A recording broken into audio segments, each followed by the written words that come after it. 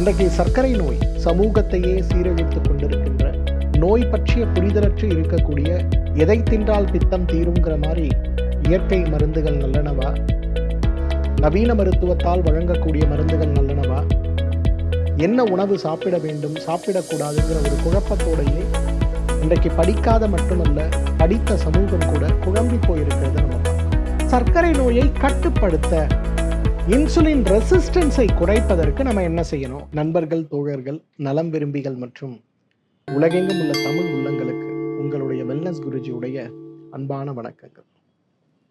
உணவு, நீர், காற்று, உடல் சுத்தி, மனோசுத்தி, ஆத்ம சுத்தி மற்றும் அபியாசம், இந்த 7 விஷயங்கள் 7 தூண்களாக ஆரோக்கியத்தை நிலைநிறுத்தவும் உடலில் ஏற்படுகின்ற பெரும்பாலான நோய்களை குணப்படுத்தவும் வெறும் மருந்துகளை மட்டும் நம்பியிராது, ஆயுர்வேதத்தின் அடிப்படை வாழ்வியல் கோட்பாடுகளோடு மருந்துகள், உடல் சுத்தி செய்யக்கூடிய சிகிச்சைகள், உடலை பலப்படுத்தக்கூடிய காயகல்ப சிகிச்சைகளோடு முறையான வழிகாட்டுதல்கள் இருந்தாலே போதும், உடலில் ஏற்படுகின்ற நோய்களையும் குணமாக்கி கொள்ளலாம்.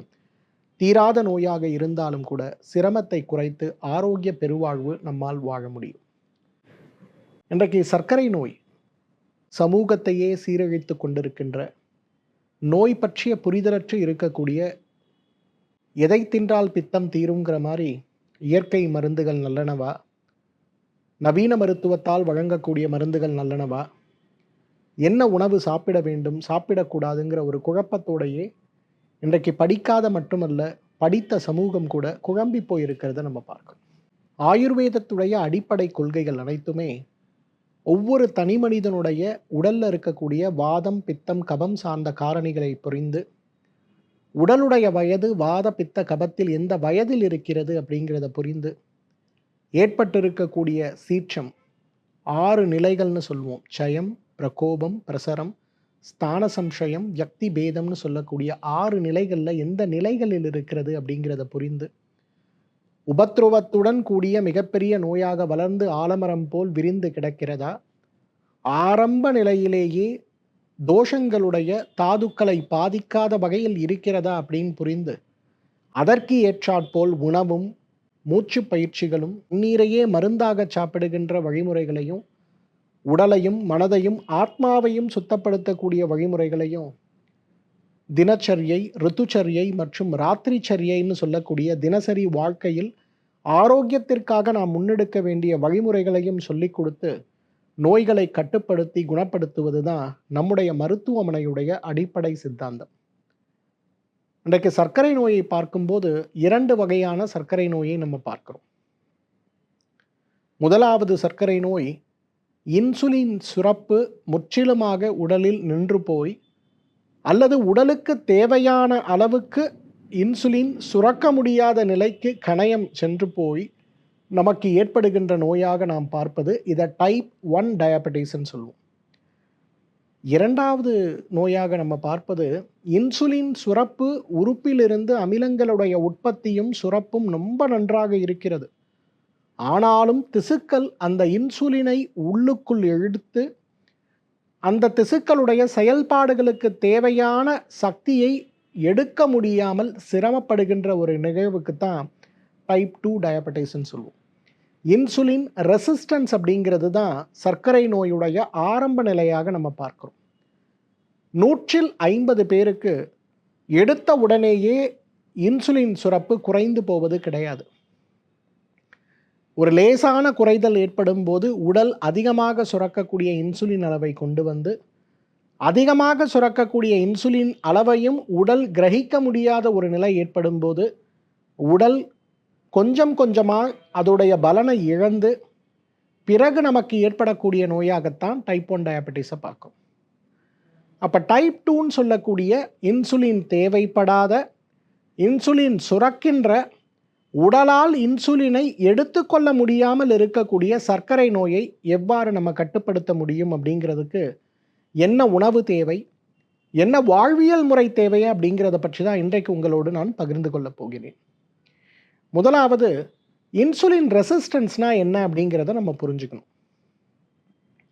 இன்றைக்கு ஒவ்வொரு திசுவும் அது வேலை செய்வதற்கு, திசுக்கள் உருவாவதற்கு, இறந்த திசுக்கள் அழிக்கப்படுவதற்கு அழிந்த திசுக்கள் கழிவாக வெளியேறுவதற்கு அப்படின்னு உடம்பில் நிறைய உறுப்புகள் அந்த திசுக்களுக்கு தேவையான ஆற்றலையும் அதற்கு தேவையான பிராணவாயுவையும் அதற்கு தேவையான அளவுக்கு நீரையும் வைத்திருக்கிறத நம்ம பார்க்கிறோம்.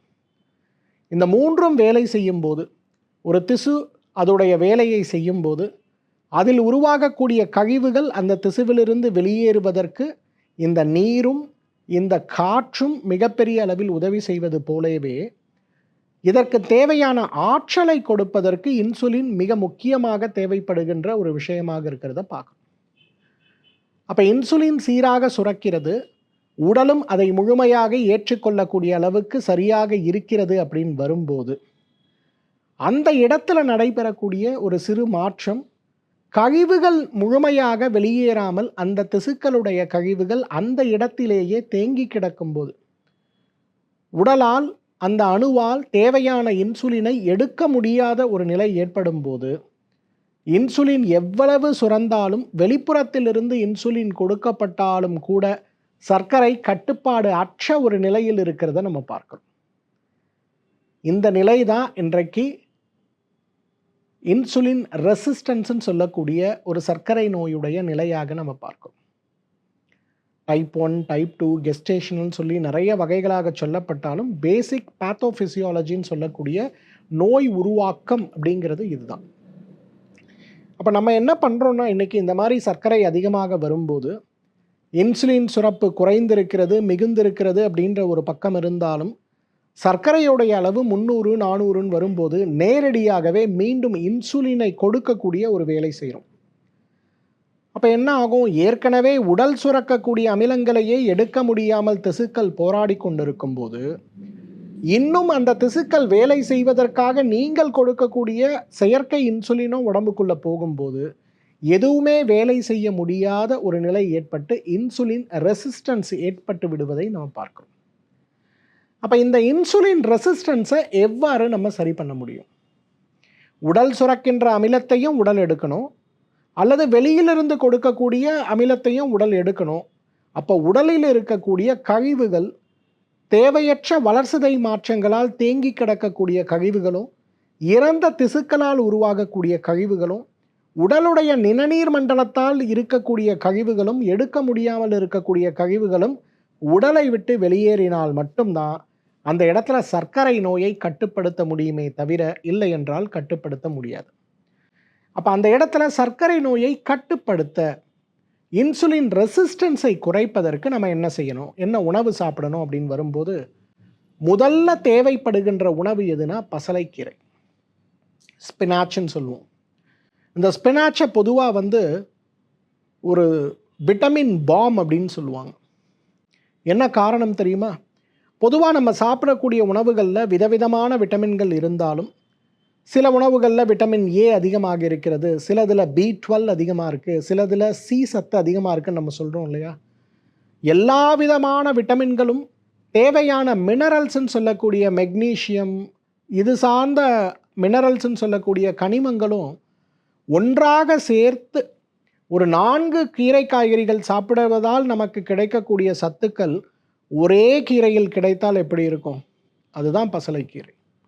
இந்த பசலைக்கீரையை இன்சுலின் போடுகின்ற போடாத எந்த வகை சர்க்கரை நோயாளியாக இருந்தாலும் உடலில் இருக்கக்கூடிய உடலை காப்பாற்றுகின்ற அணுக்கள் உடலுக்கு எதிராக வேலை செய்து உடலுடைய அணுக்கள் இன்சுலினை எடுத்துக்கொள்ள முடியாத அளவுக்கு தடுக்கின்ற அந்த ரெசிஸ்டன்ஸ், ஆட்டோ இம்யூன் சொல்லக்கூடிய ஒரு வகையான சர்க்கரை நோய்க்கு பசலைக்கீரை உணவாக சாப்பிட்டாலே இந்த ரெசிஸ்டன்ஸ் படிப்படியாக குறையிறத நம்ம பார்க்க முடியும். ஏன்னா இன்றைக்கு உலகமே வியந்து பார்த்து கொண்டிருக்கக்கூடிய ஒரு விஷயம் என்னென்னா, சர்க்கரை நோய் முதல்லலாம் 60 வயசில் ஆரம்பிக்கும், 80 வயது வரும்போது அவங்க இன்சுலின் போட்டுப்பாங்க. ஆனால் இப்போ சர்க்கரை நோய் 20 வயதில் ஆரம்பிக்குது, 40 வயதில் இன்சுலின் ரெசிஸ்டண்ட் ஆகி விடுகிறது. அப்போ எதை கொண்டு இவர்களுடைய வாழ்நாளை நீட்டிக்க முடியுங்கிற கவலை இன்றைக்கு விஞ்ஞானிகளுக்கும் மருத்துவ ஆய்வாளர்களுக்கும் பெரிய சவாலாக இருக்கிறது பார்க்குறோம். ஆனால் இந்த சவால் பல ஆண்டுகளுக்கு முன்பே, ஆயிரக்கணக்கான வருடங்களுக்கு முன்பே நம்முடைய தமிழ் மருத்துவத்தில், ஆயுர்வேத மருத்துவத்தில் பசலை கீரையை இந்த ரெசிஸ்டன்ஸ்க்கு மிகப்பெரிய உணவாக சொல்லி இருக்கிறத பார்க்குறோம். அந்த காலங்கள்லாம் சர்க்கரை நோயாளிகள் இருக்கக்கூடிய வீடுகளில் வடித்த அரிசி உணவு, பொதுவாக கைக்குத்தல் அரிசியோ அல்லது சிகப்பு அரிசியோ வேக வைத்து கஞ்சி எடுத்த அந்த அரிசியில் இந்த பசலைக்கீரை துவையல் அல்லது கொத்துமல்லி துவையலை முதல் உணவாக சாப்பிட்டு வழக்கமான உணவுகளை சாப்பிடுகின்ற வழக்கம் இன்றும் கிராமங்களில் இருக்கிறத பார்க்கலாம். ஸோ பசலைக்கீரை இந்த இன்சுலின் ரெசிஸ்டன்ஸை குறைக்கக்கூடிய மிகச்சிறந்த மருந்து அப்படிங்கிறதுல சந்தேகமே இல்லை. முருங்கைக்கீரை, எப்படி பசலைக்கீரையை ஒரு சத்து நிறைந்த ஒரு குண்டு அப்படின்னு சொல்கிறோமோ, அதே போல் முருங்கைக்கீரை அதைவிட 1000 மடங்கு சக்தி மடந்திருக்கக்கூடிய ஒரு மருந்தாக நம்ம பார்க்குறோம். ஜீரண மண்டலத்துக்கு நல்லது, ஈரலுக்கு நல்லது, கணையத்திற்கு நல்லது, எலும்புகளுக்கு நல்லது, தசை இறுக்கத்துக்கு நல்லது, இனப்பெருக்க மண்டல உறுப்புகளுடைய செயல்பாடுகளுக்கு நல்லதுன்னு சொல்லி நிறைய வகையான நல்ல விஷயங்கள் நடக்கிறத நம்ம பார்க்கணும். அதனால தான் முருங்கைக்கீரையை குறைந்தது வாரத்திற்கு ஒரு முறையாக சாப்பிடுகின்ற கலாச்சாரம் நம்முடைய தமிழ் கலாச்சாரம். அந்த மாதிரி முருங்கைக்கீரையை குறைந்தது வாரம் ஒரு முறை, பெரியவர்களாக இருந்தால் 150 கிராமும், குழந்தைகளாக இருந்தால் 25லிருந்து 50 கிராமும் ஒரு நாளைக்கு எடுத்து வந்தாலே போதும். இன்றைக்கு வாழ்வியல் மாற்றங்களாக பெரும்பாலான நோய்களாக நாம் பார்க்கக்கூடிய நோய்கள் எதுவுமே இல்லாமல் உடல் ஆரோக்கியம் அடைந்து விடுவதையும் நோயுடைய தன்மை குறைந்து கொண்டே வருவதை பார்க்க முடியும். பசலைக்கீரை எவ்வளவு ஒரு வீரியமான ஒரு உணவோ சர்க்கரை நோய்க்கு, முருங்கைக்கீரை அதைவிட சிறந்த உணவுன்னு சொல்லுவோம். பரங்கிக்காய், மஞ்சள் பூசணிக்காய்னு நம்ம சொல்லுவோம். இந்த மஞ்சள் பூசணிக்காயை உணவாக சாப்பிடுகின்ற கலாச்சாரம் கிட்டத்தட்ட நின்று போய்விட்டதை நான் பார்க்குறேன். ஒரு 20 வருடங்களுக்கு முன்பெல்லாம் சைவ ஓட்டல்களில் நீங்கள் மதிய உணவுக்கு போகிறீங்கன்னா உங்களுக்கு போர்டில் எழுதியிருப்பான் பரங்கிக்காய் சாம்பார் அப்படின்னு போட்டிருப்பாங்க, இல்லை பரங்கிக்காய் கூட்டுன்னு போட்டிருப்பாங்க. இன்றைக்கு பரங்கிக்காயில் இருக்கக்கூடிய சில வகையான அமிலங்கள், என்சைம்ஸ், உடலுடைய வளர்சிதை மாற்றத்தை ஊக்குவிப்பது மட்டுமல்ல, உடல் கழிவு நீக்கத்திற்கு மிகப்பெரிய அளவில் உதவி செய்கிறது. குறிப்பாக மண்ணீரலுடைய செயல்பாடு. மண்ணீரலுடைய வேலை என்ன? ஒரு பேக்கப் பிளட் பேலன்ஸ்.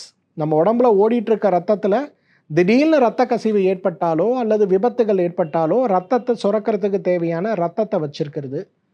வெள்ளை அணுக்களுடைய உற்பத்தி, சிகப்பணுக்களுடைய உற்பத்தி, இதற்கு தேவையான ஏற்கனவே இறந்து போகின்ற திசுக்கள் இருக்கக்கூடிய சத்துக்களை எடுத்து எலும்பு மஜ்ஜைக்கு கொடுப்பது, தட்டை அணுக்களுடைய உற்பத்தியில் மிகப்பெரிய இடம் வகிப்பது, உடலுடைய 2வது பாதுகாப்பு அரணாக நம்முடைய லிம்ஃபாட்டிக் சிஸ்டம் எப்போ முதல்ல ஃபெயிலியர் ஆகுதோ அடுத்து நம்ம உடலை பார்க்கறது எதுனா மண்ணீரல் தான். இந்த மண்ணீரல் நோய்களுக்கு கூட பரங்கிக்காய் மிகச்சிறந்த உணவு. அன்றைக்கி யாரெல்லாம் ஸ்ப்ளீனோமெகாலேன்னு சொல்லக்கூடிய மண்ணீரல் வீக்க நோயினால் அவதிப்படுறீங்களோ நீங்கள் அனைவரும் பரங்கிக்காயை உணவாக சாப்பிடும்போது அது மாற்றம் அடைவதை பார்க்கலாம். குறிப்பாக இன்சுலின் ரெசிஸ்டன்ஸ் சார்ந்த சர்க்கரை நோய்க்கு பரங்கிக்காய் ஒரு மிகச்சிறந்த மருந்துன்னு சொல்லலாம். பாகற்காய். இந்த பாகற்காய் வரும்போது ஒரு குறிப்பிட்ட விஷயத்தை நான் இங்கே ரொம்ப ஹைலைட் பண்ணியே ஆகணும். என்னன்னா, பாகற்காய் சாப்பிடும்போது நிறைய பேர் சொல்லுவாங்க, நான் பாகற்காய் சாப்பிட்டேன், என்னோட சர்க்கரை குறைஞ்சிது. இன்னும் சிலர் சொல்லுவாங்க, சார் நான் 3 மாதமாக தினசரி காலையில் பாகற்காய் சாறு தான் குடிக்கிறேன், இருந்தாலும் எனக்கு சர்க்கரை குறையல. ஏன் இப்படி அப்படிங்கிற ஒரு குழப்பம் வருது இல்லையா? ஏன்னா இன்சுலின் சுரக்காத இடங்களில் பாகற்காய் வேலை செய்யாது. இன்சுலின் சுரக்கிறது, ஆனால் உடல் அதை உறிஞ்சி கொள்ள முடியாமல் இருக்கக்கூடிய நிலையில் பாகற்காய் அந்த இடத்துல சிறந்த மருந்தாக இருக்கிறத நம்ம பார்க்க முடியும். இதுதான் ஒரு வித்தியாசம். கணையமே வேலை செய்யல, அப்போ நான் பாகற்காயை சாப்பிட்டேன்னா கணையத்தை அது வேலை செய்ய வைக்குமா, கணையத்தை அமிலத்தை சுரக்க வைக்குமானா பாகற்காய்க்கு அந்த சக்தி கிடையாது. ஆனால் பாகற்காய் கணையம் வேலை செய்கிறது, அமிலங்கள் சுரக்கிறது, உடல் அந்த அமிலங்களை எடுத்துக்கொள்ள முடியாமல் சிரமப்பட்டு கொண்டிருக்கிறதுன்னு வரும்போது அந்த இடத்துல உடல் காரணிகளை மாற்றி உடல் சுரக்கக்கூடிய இன்சுலின் அமிலங்களை எடுத்துக்கொள்வதற்கு பாகற்காய் ஒரு மிகச்சிறந்த உணவு. ஸோ இந்த வித்தியாசத்தை நம்ம புரிஞ்சுக்கணும். நிறைய பேர் சொல்லுவாங்க, நான் கசப்பாக சாப்பிட்றேன், என் சுகர் குறையல, கணையமே வேலை செய்யலை அப்படின்னு அர்த்தம். அதே போல் முட்டைக்கோசு. சர்க்கரை நோயை கட்டுப்படுத்தக்கூடிய பெரிய சீக்ரெட் என்ன அப்படின்னா, நம்முடைய பாரம்பரிய மருத்துவ முறையில் சொல்லியிருக்கக்கூடிய உணவு முறைகள்லாம் என்னென்ன இருக்குது அப்படின்னு நம்ம பார்க்கும்போது ரொம்ப அழகாக முட்டைக்கோசுடைய மருத்துவ பயன்களை பார்க்குறோம். அதில் என்னென்னா, நார்ச்சத்து இருக்கக்கூடிய உணவுகளை நீங்கள் எந்த அளவுக்கு சாப்பிட்றீங்களோ அந்த அளவுக்கு உங்களுடைய சர்க்கரை வேகமாக குறைந்துவிடும். தண்ணீரில் கரையக்கூடிய நார்ச்சத்து இருக்கக்கூடிய உணவுகளை உங்களால் சாப்பிட முடியும்னா இன்னும் வேகமாக சர்க்கரை நோய் குறைந்து விடும் ரத்தத்தில். புரியல அப்படின்னா நான் சொல்கிறேன். இப்போ நார்ச்சத்தில் 2 வகை உண்டு. ஒரு வகையான நார்ச்சத்துங்கிறது நம்ம பழங்களாக, காய்கறிகளாக, கீரைகளாக சாப்பிட்றது. இது நேரடியாக செரிமான மண்டலத்துக்கு போய் குடலுக்கு தேவையான நார்ச்சத்தை வழங்கி கழிவாக வெளியேறும். இதனால் பெரிய நமக்கு வேறு உபயோகம் மிக குறைவு தான். ஆனால் தண்ணீரில் கரையக்கூடிய நார்ச்சத்துன்னு வரும்போது, இப்போ முட்டைக்கோசில் இருக்கக்கூடிய நார்ச்சத்து தண்ணீரில் கரையக்கூடிய நார்ச்சத்து. அப்போ அந்த தண்ணீரில் கரையக்கூடிய நார்ச்சத்து வரும்போது என்ன ஆகும்? நமக்கு நேரடியாக இரத்தத்தில் இருக்கக்கூடிய சர்க்கரையுடைய அடர்த்தியை அது குறைக்க ஆரம்பிக்கும். அப்போ தண்ணீரில் கரையக்கூடிய நார்ச்சத்து இருக்கக்கூடிய உணவுகளில் சுலபமாக எல்லா காலங்கள்லேயும் நமக்கு கிடைக்கக்கூடியது எதுனா முட்டைக்கோஸ் தான். அப்போ அந்த முட்டைக்கோஸை நம்ம உணவாக சாப்பிடும்போது உடம்புடைய இன்சுலின் ரெசிஸ்டன்ஸ் குறைய ஆரம்பிக்கும் போது உடல் பெரிய மாற்றத்தை சந்திக்கிறத நம்ம பார்க்க முடியும். அதே போல் ஆப்பிள் பழம். பொதுவாக ஆப்பிள் பழம் இனிப்பு சுவையுடையதாக இருக்கிறது. இதை சாப்பிடலாமாங்கிற ஒரு கேள்வி நம்மில் நிறைய பேருக்கு வருவதை பார்க்கிறோம். இன்றைக்கு இனிப்பு சுவை இருக்கக்கூடிய பழமாக இருந்தாலும் நார்ச்சத்து மிகுந்து இருக்கக்கூடிய உடலுடைய வளர்சிதை மாற்றம் சார்ந்த காரணிகள் இருக்கக்கூடிய ஒரு உணவாக இந்த ஆப்பிள் பழம் இருக்கிறதுனால ஆப்பிள் பழத்தை நாம் சாப்பிடும்போது சர்க்கரை மட்டுமல்ல, உடலில் இருக்கக்கூடிய கழிவுகளும், நிணநீர் மண்டலத்தில் இருக்கக்கூடிய கழிவுகளும், செரிமான மண்டலத்தில் இருக்கக்கூடிய கழிவுகளும் உடலை விட்டு வெளியேறுவதை பார்க்க முடியும். அப்போ இன்சுலின் ரெசிஸ்டன்ட் இருக்கக்கூடிய சர்க்கரை நோயாளிகள் ஆப்பிள் பழம் சாப்பிடுவது சால சிறந்தது. அவர்களுடைய நோயை குறைக்கவும், இரத்தத்தில் இருக்கக்கூடிய சர்க்கரையுடைய அளவை குறைக்கவும், உடலில் திசுக்களில் இருக்கக்கூடிய இன்சுலின் எடுத்துக்கொள்ள முடியாத நிலையை குறைப்பதற்கும் ஆப்பிள் ஒரு மிகச்சிறந்த உணவுன்னு சொல்லலாம். எவ்வாறு ஆப்பிளோ அதே போல் மாதுளை பழம். இந்த மாதுளை பழம்னு வரும்போது ஒரு கவனம் நமக்கு தேவை. ஏன்னா மாதுளை பழம்ங்கிறது, நாட்டு மாதுளை பழம்ங்கிறது இவ்வளோதான் இருக்கும், ஒரு சின்ன காயாகத்தான் இருக்கும். கடுமையான துவர்ப்பு கலந்த லேசான இனிப்பு சுவையோடு இருக்கும். இந்த மாதுளை கிடைக்குதுன்னா விடாதீங்க. சர்க்கரை நோயாளிகள், இன்சுலின் ரெசிஸ்டண்ட்டாக இருக்க சர்க்கரை நோயாளிகள் கூட மாதுளை பழச்சாறாக சாப்பிடாமல் மாதுளை பழமாக ஒரு கைப்பிடி மாதுளை முத்தை வாய்க்குள்ளே போடுறோன்னா 7 முறை அதை நன்றாக மென்று மென்று மென்று அரைத்து அந்த சக்தியை உள்ளே எடுத்துக்கொள்ள வேண்டும். உமிழ்நீரோடு கலந்து இங்கேயே மரபணு மாற்றம், வேதியியல் மாற்றம் செய்யப்பட்டு அது வயிற்றுக்குள்ளே போகுதுன்னா அப்போ உங்களுக்கு பிரச்சனையே கிடையாது. ஜீரணமும் நல்லாயிருக்கும், இன்சுலின் ரெசிஸ்டன்ஸும் குறையிறத நம்ம பார்க்க முடியும். நம்முடைய தமிழ்நாட்டுடைய பழம்னு சொல்லக்கூடிய கொய்யாக்காய் மிகச்சிறந்த பழம்.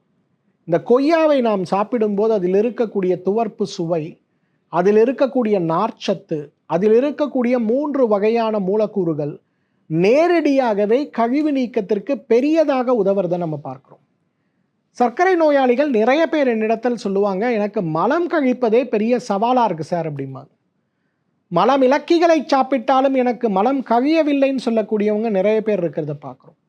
அப்போ மலம் கழிக்க வேண்டும், உடல் ஆரோக்கியம் அடைய வேண்டும்னு வரும்போது கொய்யாக்காய் ஒரு மிகச்சிறந்த உணவுன்னு சொல்லலாம். கொய்யாக்காயை தினசரி பழமாக இல்லாமல் காயாக சாப்பிடும்போது உடலுடைய இன்சுலின் ரெசிஸ்டன்ஸ் குறையும் போது உடல் சுரக்கின்ற அமிலங்களை அந்த இன்சுலின் நேரடியாக உடலுக்குள் இருக்கக்கூடிய அணுக்கள் எடுத்துக்கொள்ளும் போது சர்க்கரை குறைவது மட்டுமல்ல, ரெசிஸ்டன்ஸ் குறையும் போது உடல் ஆரோக்கியம் மேம்படுவதை பார்க்க முடியும்.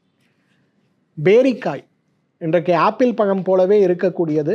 நம்முடைய ஊரில் கிடைக்கக்கூடிய நாட்டு பேரிக்காய்ன்னு சொல்லுவோம். பொதுவாக இப்போ ஃபாரின்லேருந்து வரக்கூடிய பேரிக்காயெல்லாம் பார்த்தோன்னா சாப்பிட்டா அந்த இனிப்பு சுவை இருக்கிறத பார்க்குறோம்.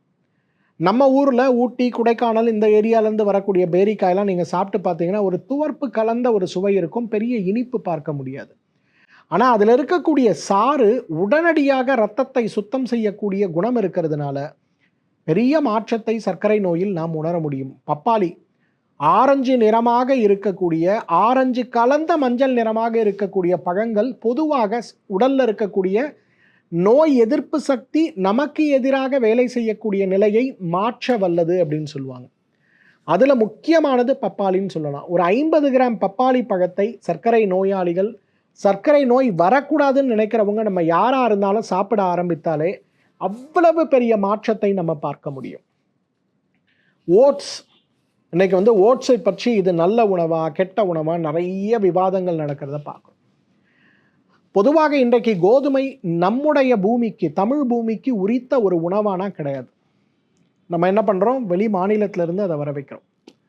அதே போல் ஓட்ஸும் கூட நம்முடைய நாட்டிற்கு பாரம்பரியத்திற்கு சொந்தம் இல்லாத ஒரு உணவாக இருந்தாலும் கூட என்னுடைய அனுபவத்தில் இன்சுலின் ரெசிஸ்டன்ஸை வேகமாக குறைத்து உடலை ஆரோக்கியப்படுத்தக்கூடிய ஒரு சக்தி வந்து ஓட்ஸுக்கு உண்டு.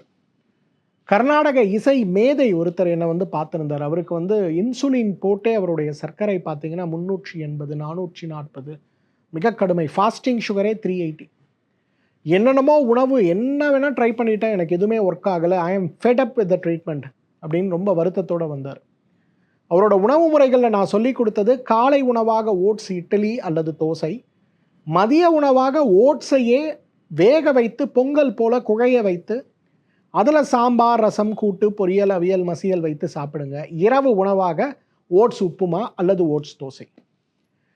ஒரு மண்டலம் 48 நாள் ஃபாலோ பண்ணுங்க. அது கூடவே நம்முடைய மருத்துவமனையில் வழங்கக்கூடிய வாழ்வியல் முறைகள், உணவுனா என்ன, யோகானா என்ன, தியானம்னா என்ன, உணவு, நீர், காற்று, உடல் சுத்தி, மனோசுத்தி, ஆத்ம சுத்தி, அபியாசம், தூக்கம், இதுக்கெல்லாம் என்ன வேணுங்கிறத விளக்கமாக ஒரு முழுமையான வாழ்வியல் கோட்பாடுகளோடு இதை கொடுத்தோம்.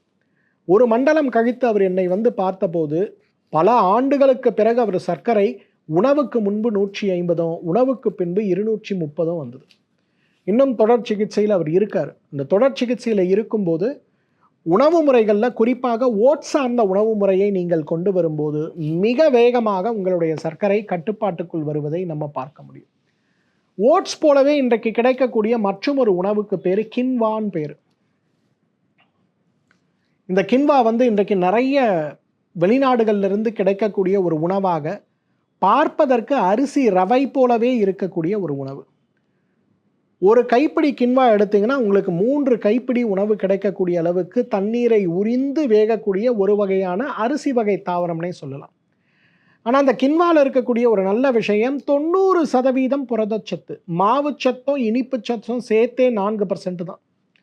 அப்போ அந்த கின்வாவை உணவாக சாப்பிடும்போது நமக்கு வயிறுக்கு சாப்பிட்ட முழுமையான ஒரு திருப்தி கிடைக்கும். ஆனால் அதே நேரத்தில் நமக்கு நோய்த்தன்மை அதிகமாகாமல் இருக்கும். அதுக்கு கின்வா ஒரு மிகச்சிறந்த உணவு. சியா விதைகள், இன்றைக்கெல்லாம் வந்து உலகம் முழுவதும் சியா விதைகள் அவ்வளவு பிரபலமாகி இருக்கிறத நம்ம பார்க்குறோம். பெரிய பெரிய விழாக்களில் கூட இன்றைக்கு சியா விதைகள் சேர்க்கப்பட்ட உணவுகள் பரிமாறப்படுவதையும் நம்ம பார்க்கிறோம். சியா விதைகளுடைய ஒரு அடிப்படை சக்தி என்ன தெரியுமா? மண்ணீரலில் இருக்கக்கூடிய கழிவுகளை நீக்குவதும் உடம்புல ரத்தத்தில் இருக்கக்கூடிய கழிவுகளை நீக்கி நம்மை ஆரோக்கியப்படுத்துவதும் தான். பயறு வகைகள், அந்த சிறு பயறு அப்படின்னு சொல்லக்கூடிய பச்சை பயிறு, இன்றைக்கு உடம்பில் இருக்கக்கூடிய நிணநீர் மண்டலங்களில் இருக்கக்கூடிய செரிமான மண்டலங்களில் இருக்கக்கூடிய குடலுக்கு உள்ளே இருக்கக்கூடிய உறிஞ்சான்களில் இருக்கக்கூடிய தேவையற்ற கழிவுகளை வெளியேற்றும் போது உண்ணுகின்ற உணவில் இருக்கக்கூடிய சத்துக்களும் சரி, உடல் சுரக்கின்ற அமிலங்களும் சரி, உடலுக்குள் அவ்வளவு வேகமாக சென்று உடலை ஆரோக்கியப்படுத்துவதை பார்க்க முடியும். உலர்ந்த பழங்கள் அப்படின்னு வரும்போது வால்நட் ஒரு மிகச்சிறந்த பழம்னு சொல்லலாம். நீங்கள் அக்ரூட் உலர்ந்த பழம் கொட்டைக்குள் வருவதை உடைத்து உள்ளே இருக்கக்கூடிய பருப்பை எடுத்து ஒரு 4 பருப்புகள் எடுத்து இரவே தண்ணீரில் ஊற வைங்க. அது கூடவே பாதாம் 2 பாதாம் பருப்பை போட்டு வைத்து காலையில் எழுந்தவுடன் பல் துலக்கி ஒரு 100 மில்லி அளவுக்கு வெந்நீர் குடித்து பிறகு இந்த வால்நட்டையும் பாதாமையும் வாயிலிட்டு அரைத்து சாப்பிட முடியுமான்னு பாருங்க. அவ்வளவு பெரிய மாற்றம் உடலில் ஏற்படுவதை பார்க்க முடியும். உடலில் இருக்கக்கூடிய நோய் எதிர்ப்பு சக்தி சார்ந்த காரணிகள் உடலுக்கு எதிராக வேலை செய்து உடலில் சேர்த்து வைத்திருக்கக்கூடிய கழிவுகளை வெளியேற்றி உடலை உறுப்புகளை அணுக்களை புத்துணர்வு அடைய செய்து உடலை பாதுகாக்கின்ற அந்த புத்துணர்வின் மூலமாகவே நோய் கட்டுப்பாடை கொண்டு வரக்கூடிய சக்தி இந்த வால்நட் மற்றும் ஆல்மண்ட்ஸ்ன்னு சொல்லக்கூடிய பாதாம் மற்றும் அக்ரூட்டுக்கு சிறப்பாக இருக்கிறத நம்ம பார்க்கலாம். நீங்கள் அசைவம் சாப்பிடக்கூடிய நபராக இருக்கீங்கன்னா, இன்சுலின் ரெசிஸ்டன்ஸ் இருக்கும்போது மீன் உங்களுக்கான மிகச்சிறந்த உணவு. மீன் சாப்பிடும்போது நிறைய பேருக்கு பார்த்தீங்கன்னா அடுத்த நாள் வயிற்றால போகக்கூடிய ஒரு சூழல் இருக்கிறத பார்க்க முடியும்.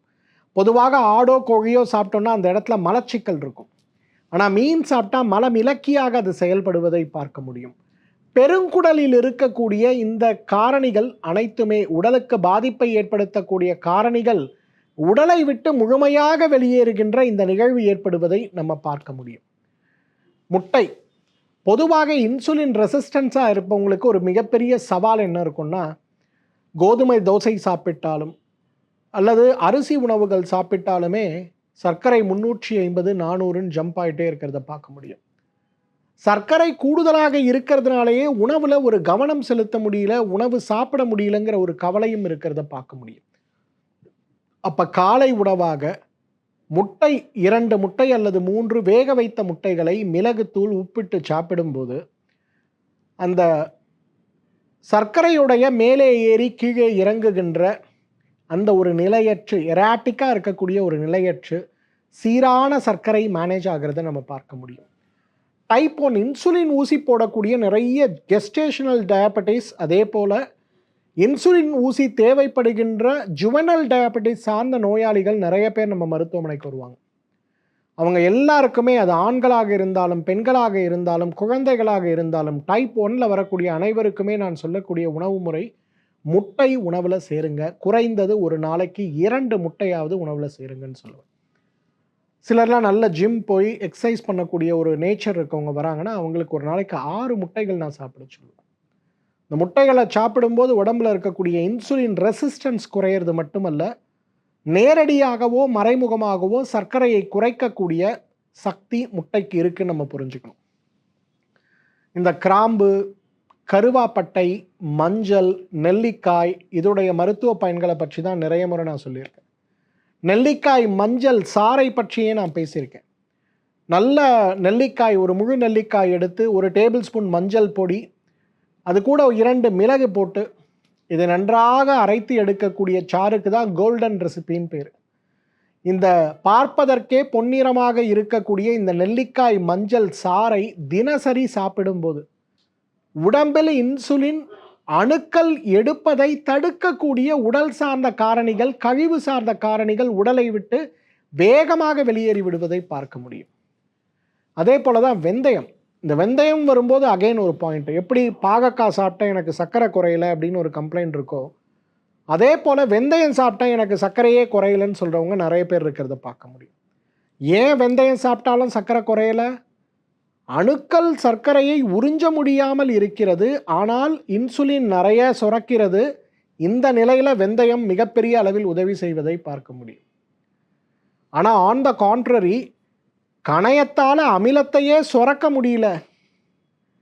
அப்போ நமக்கு வெந்தயம் சாப்பிட்டு எனக்கு சுகர் குறையலைன்னா குறைவதற்கான வாய்ப்பு மிக மிக குறைவு. ஆனால் வெந்தயத்தை தொடர்ந்து நீங்கள் எடுத்துக்கொண்டு வரும்போது படிப்படியாக கணையத்துக்கான பலம் அது திரும்ப பெற ஆரம்பிக்கும் போது நமக்கு சர்க்கரை வேகமாக குறைய ஆரம்பிக்கிறத நம்ம பார்க்க முடியும். பொதுவாக 4 விஷயங்களில் நம்முடைய கவனம் தேவை. 1, நார்ச்சத்து இருக்கக்கூடிய உணவுகளை கூடுதலாக சாப்பிடுவது. 2, உடலுக்கு தேவையான அளவுக்கு நீர் தண்ணீராகவோ வெந்நீராகவோ அருந்துவது. 3, உடலுடைய இயக்கத்திற்கு தேவையான முயற்சிகளை செய்வது. 4, தியானத்திற்கான மிகப்பெரிய முக்கியத்துவத்தை கொடுப்பது. 5, ரொம்ப முக்கியமானது, ஒருவேளை இந்த உணவு முறைகளை பின்பற்றக்கூடிய நிலையில் நான் இல்லை அப்படின்னு நீங்கள் நினச்சிங்கன்னா, நம்முடைய மருத்துவமனையை தொடர்பு கொண்டீங்கன்னா, ஸ்ரீவர்மாவின் சிறப்பு மருத்துவர்கள், பட்டப்படிப்பு முடித்த, பட்ட மேற்படிப்பு முடித்த, அரசு பதிவு பெற்ற, என்றிடமும் ஆச்சாரியா ஸ்ரீவர்மா அவர்களிடமும் முறையான ஆசியும் பயிற்சியும் பெற்ற மருத்துவர்கள் உங்களுடைய மருத்துவ ஆலோசனை, குறிப்பாக டைப் 1 டயபெட்டிஸ், குழந்தைகளுக்கு ஏற்படுகின்ற சர்க்கரை நோய், கர்ப்பமான காலத்தில் ஏற்படுகின்ற சர்க்கரை நோய், பிரசவத்திற்கு பிறகும் தொடர்ந்து இருக்கக்கூடிய சர்க்கரை நோய், குழந்தைகளுக்கு ஏற்படுகின்ற சர்க்கரை நோய் வரை அனைத்து வகையான சர்க்கரை நோய்களுக்கும் ஸ்ரீவர்மாவுடைய வாழ்வியல் கோட்பாடுகள்னு சொல்லக்கூடிய உணவு, நீர், காற்று, உடல் சுத்தி, மனோசுத்தி, ஆத்ம சுத்தி மற்றும் அபியாசம், இந்த 7 தூண்களோடு இந்த நோய்களை மாற்றுவதற்கான முயற்சியாக ஒருங்கிணைந்த சிகிச்சைன்னு சொல்லக்கூடிய ஸ்ரீவர்மாவுடைய வாழ்வியல் கோட்பாடுகளோடு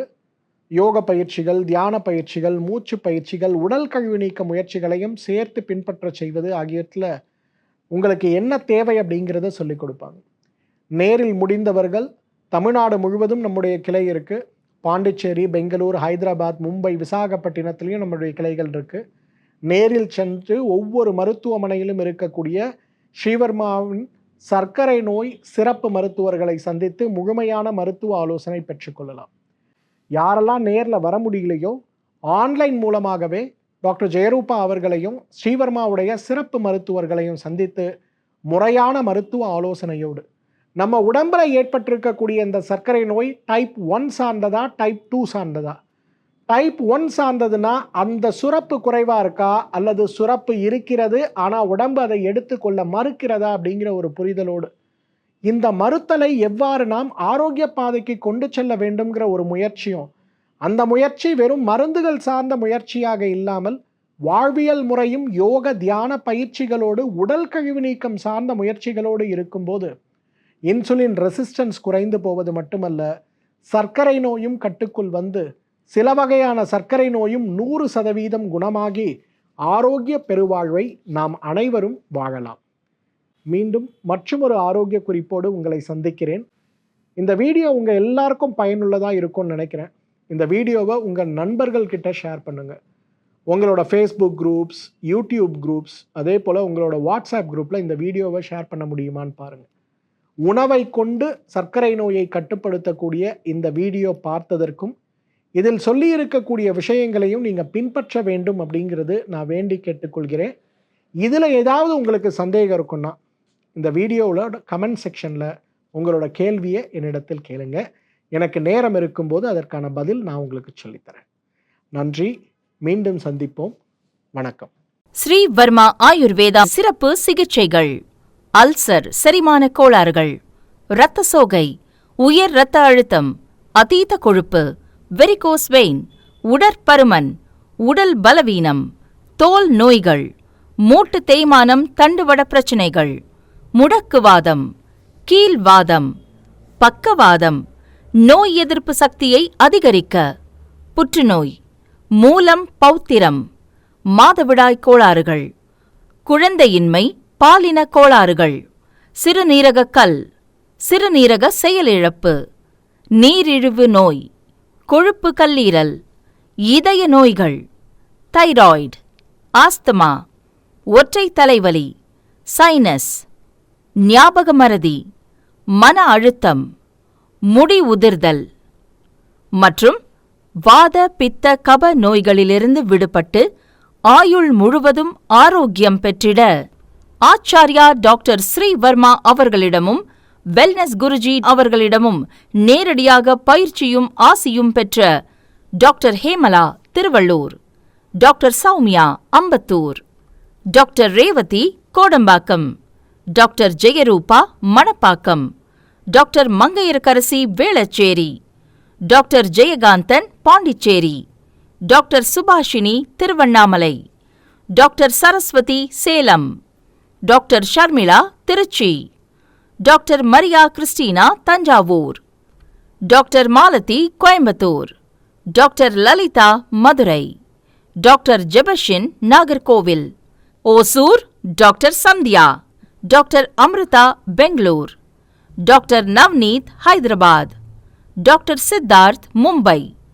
பட்டப்படிப்பு மற்றும் பட்ட மேற்படிப்பு முடித்த மருத்துவர்களை தமிழகம் முழுவதும் ஒவ்வொரு வாரமும் வெள்ளி, சனி, ஞாயிறு ஆகிய தினங்களில் சிறப்பு மருத்துவ முகாமில் சந்தித்து சிகிச்சை பெறலாம்.